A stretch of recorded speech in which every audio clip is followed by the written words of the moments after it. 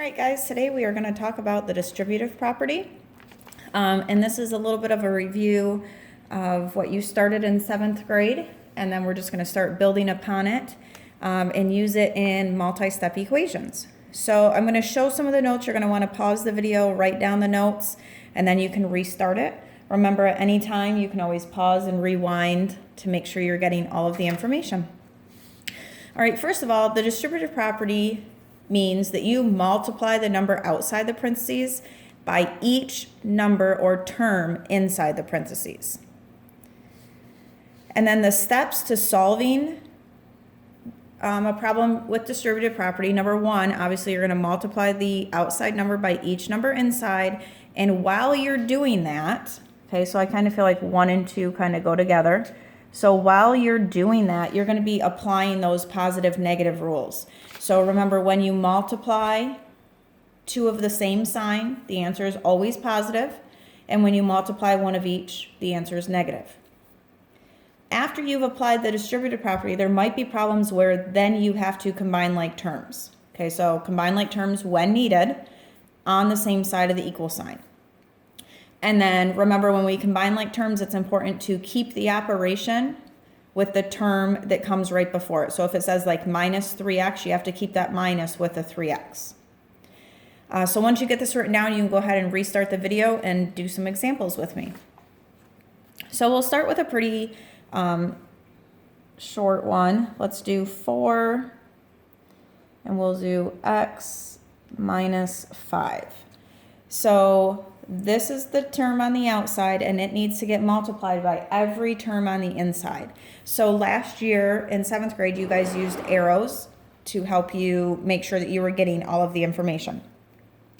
So 4 is going to go in and it's getting multiplied by x. Remember, the coefficient to a just variable is understood to be a 1. So this is like 4 times 1x. And 4 times 1 is 4, and we keep our x.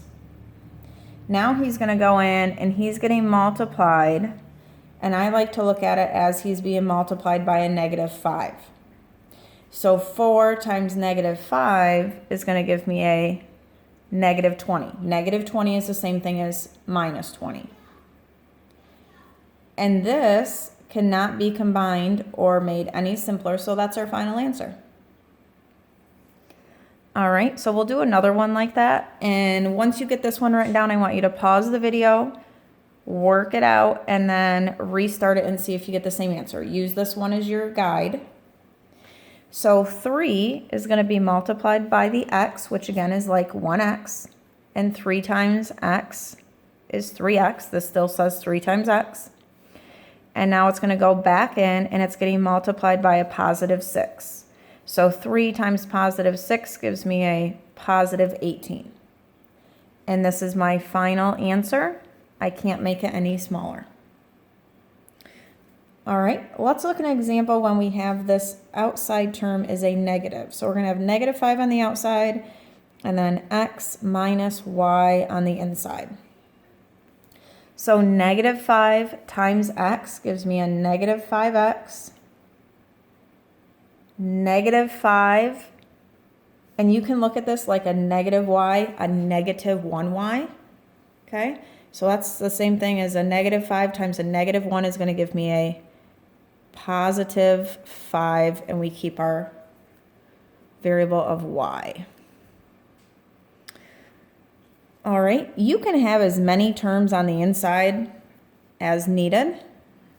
So we could do something like negative 5 on the outside, and then we could have, let's do 10x plus 5 minus y. Let's start there.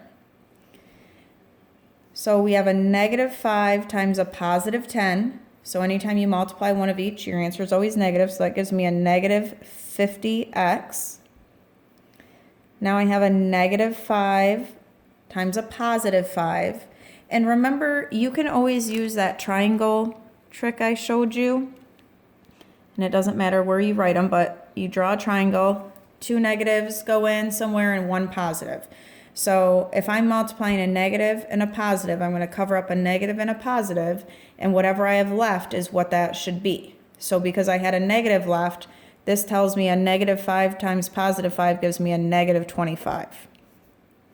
So here I'm going to multiply a -5 times a -1y. So -5 times -1, so negative times negative. And notice I have a positive left over, so that tells me my answer is going to be positive 5y. Now you remember in my combining like terms video, I said that they come alphabetical order and our constants go at the end.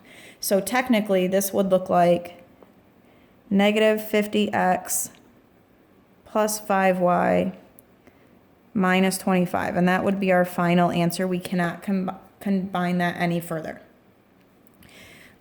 So what happens then? Well, first you guys go ahead and write this one down, solve it, and then restart the video.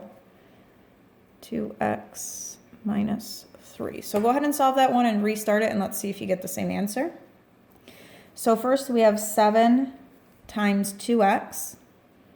It's going to give me a 14x.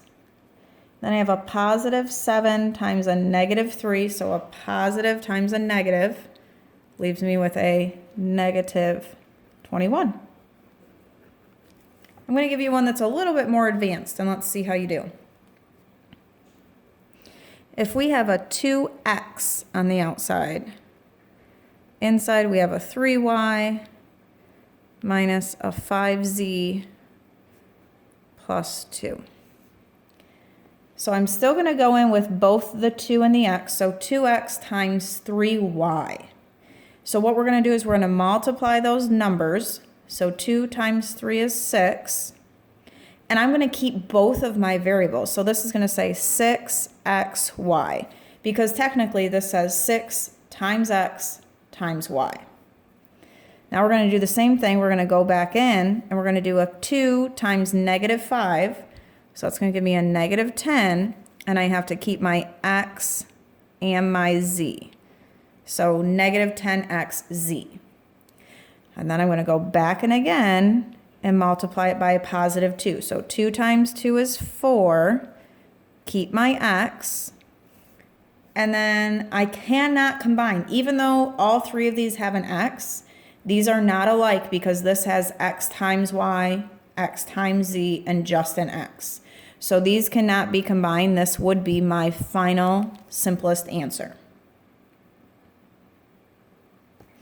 All right. And let's do one more. This one will be a little bit advanced also, but that way you see some multiple different kinds of examples that you could run into. So on here, we have 3x times x.